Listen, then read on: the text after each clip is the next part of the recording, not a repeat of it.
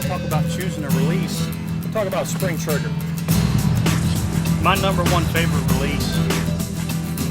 The truth is, it's really a simple release, and if nothing else, just what I'm comfortable with. Hi, my name's Tim Gillingham here. I'm at Las Vegas, Nevada, here to give you a little tech tip on how I shoot a command style release. Many of you know I shoot a command style release, and whether I shoot a thumb button or my favorite release that I shoot right now is a Scott Wildcat.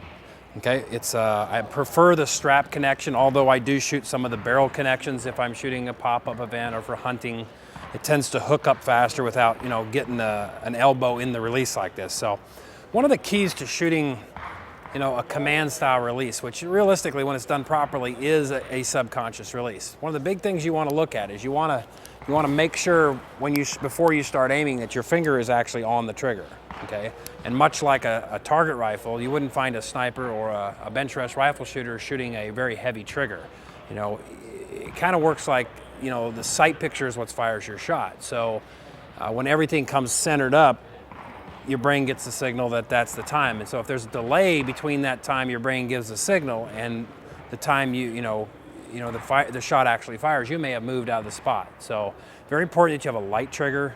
And I even put a little grip tape on my trigger so that there's no slippage there.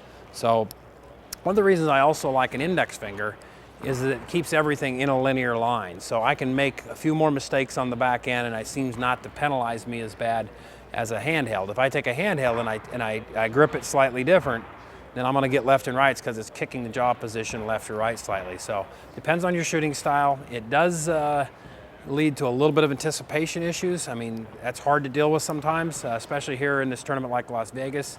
The best advice I can give you for that is visualization drills are probably your best combat for anticipation. It's usually a mental thing, it's a mental block. Human nature is that we don't want to allow ourselves to be successful.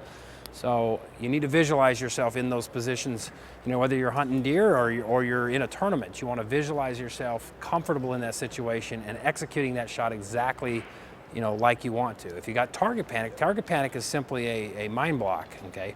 It's kind of like similar to a panic attack, okay? And if you dwell on it, it's going to get worse and worse, okay? So you need to fix it the instant it props up, and you fix that with some visualization drills.